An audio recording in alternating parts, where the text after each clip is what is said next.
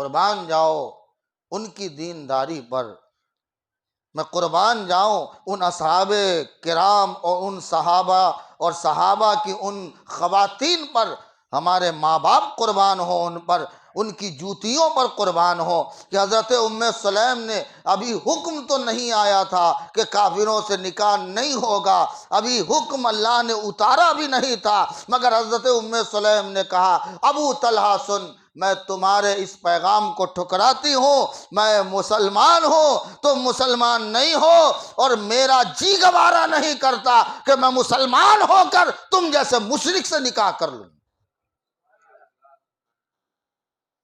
یہ جواب حضرت ام سلیم کا تھا، یہ ہم ہی تھے، یہ ہمارا ہی عقیدہ تھا، یہ ہمارا ہی سازگار ماحول تھا۔ نہ جانے کب اس سازگار ماحول کو نظر لگ گئی، نظر بد کے شکار ہو گئے، نہ جانے کہاں بھول چوک ہماری ہوئی۔ ظاہر ہے کہ اس دنیا کے چکا چوند اجالے میں ہمیں اندھیرا سامنے نظر آ رہا ہے، اور اس اجالے میں ہم اتنے سرگرداں ہو گئے کہ نکلے تو تھے کہ چلو اجالا ڈھونڈیں گے، لیکن اس اجالے میں ہمیں اندھیرا ملتا جا رہا ہے۔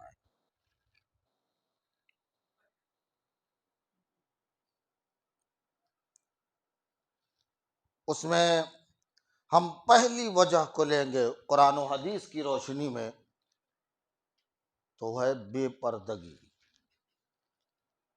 اس کی پہلی وجہ ہے بے پردگی۔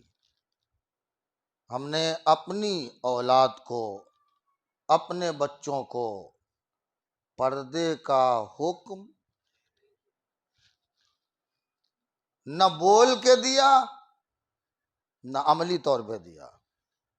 اچھا، پردے کا مطلب ہم سمجھتے ہیں نقاب پہنا دیں، کیا خیال ہے آپ کو؟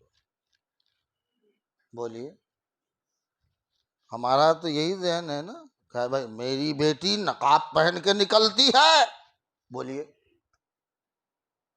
یہی ہے نا؟ کیوں صاف سونگ گیا بولو یار۔ اگر کوئی عورت مان لو تمہارے ہی محلے میں پڑوس میں اگر بنا نقاب باہر نکلتی ہے، اب میں صرف بنا نقاب بول رہا ہوں، بنا نقاب نکلتی ہے، آپ اس پر توجہ دیتے ہو؟ آپ پڑوس میں کہتے ہو دیکھو بڑی نالائق ہے، نقاب بھی نہیں پہنی، بولتے ہو کہ نہیں؟ بولو نا۔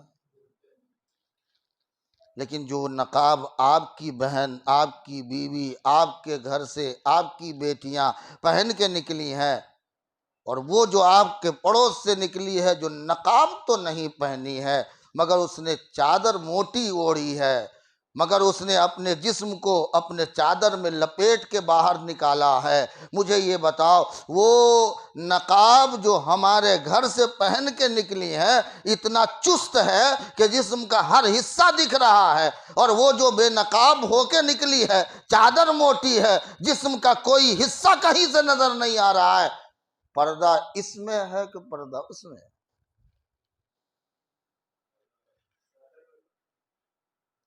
اسلام نے تم کو کب کہا نقاب پہنو؟ اسلام نے تو حجاب کہا ہے، اور حجاب پردے کا نام ہے۔ حجاب 1 کروڑ کا تم نقاب پہن لو مگر جسم کی نمائش ہوتی ہو تو اس کا نام اسلامی حجاب نہیں ہے، اسلامی پردہ نہیں ہے۔ اور اسلام نے، آپ سورہ نور پڑھیں، سورہ نور میں، اور پھر آپ 22ویں پارے پڑھیں، وہاں بھی اللہ نے 2 جگہ 2 صورتوں میں پردے کا حکم نازل فرمایا، اور دونوں پردے الگ الگ طور پر ہیں۔ ایک ہے گھر کا پردہ، کیا ہے؟ اور ایک ہے، ایسا نہیں ہے کہ ہم باہر تو نقاب پہن کے نکل رہے ہیں اور گھر میں بے پردگی کا حال ہے۔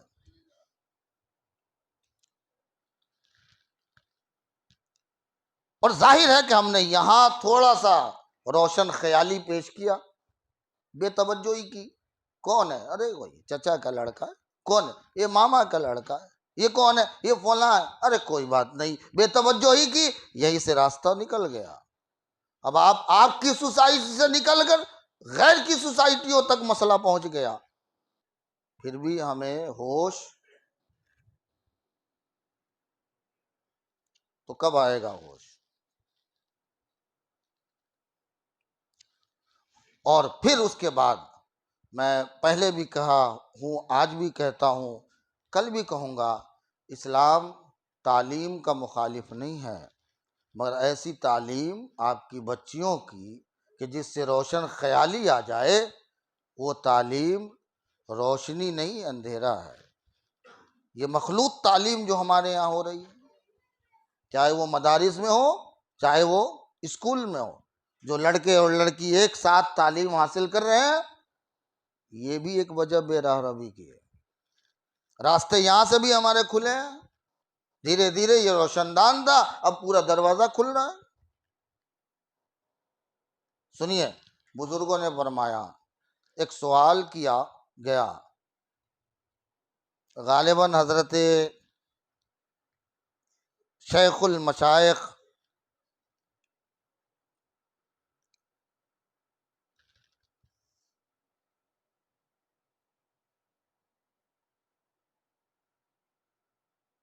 جو انہوں نے جواب دیا ہے وہ بڑا اہمیت کا حامل ہے، جنید بغدادی رحمۃ اللہ علیہ سے۔ آپ سے پوچھا گیا کہ ایک مسئلہ یہ بتائیے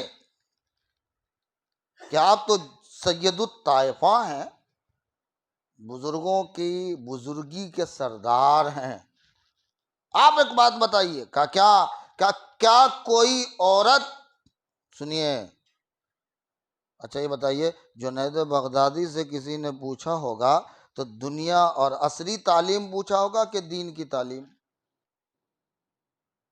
بولو نا یار۔ اور جواب بھی دیا تو پتہ چل جائے گا، ابھی دیکھیے جواب میں کہ انہوں نے جواب کیا دیا ہے، تو اندازہ لگ جائے گا کہ یہ دین کی تعلیم ہے یا عصری تعلیم۔ تو آپ نے ارشاد فرمایا، جب یہ پوچھا گیا کہ کیا کوئی عورت خاتون مرد سے علم حاصل کر سکتی ہے، تو آپ نے فرمایا کہ تعلیم دینے والا بایزید بستامی ہو۔ کیا ہو؟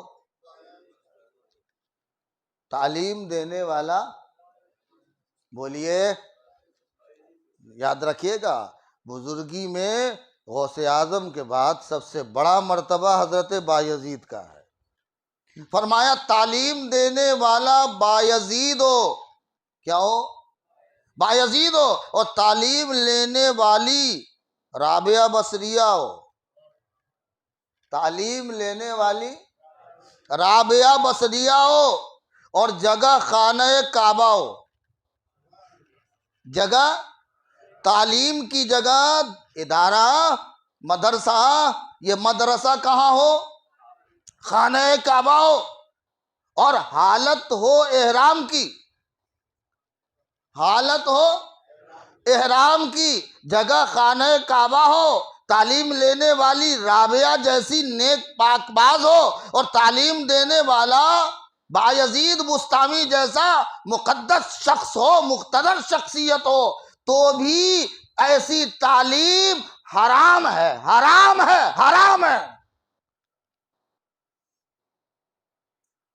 ابھی آپ تو سوچ رہے تھے بزرگوں کا نام آ رہا ہے، اندھیرا چھا گیا چہرے پہ، تو بھی، بولو نا، تو بھی حرام ہے۔ کعبہ ہو، کعبہ ہو، جگہ کعبہ ہو، تعلیم جس کی دی جا رہی ہو وہ قرآن ہو، تعلیم لینے والی رابعہ ہو، تعلیم دینے والا بایزید ہو، پھر بھی بولیے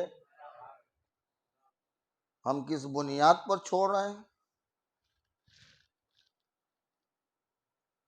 ہم کس بنیاد پر چھوڑ رہے ہیں؟ ہم یہ آزادی کس بنیاد پر دے رہے ہیں؟ یہ روشن خیالی ہمیں کہاں لے جا رہی ہے؟ میں آپ سے پھر کہتا ہوں کہ میں عصری تعلیم کا مخالف نہیں ہوں، میں اول سے آج تک اس معاملے میں بدنام بھی ہوں، مگر خیال رہے یہ جو بے راہ روی ہمارے یہاں پیدا ہوئی، چوک کس کی ہے؟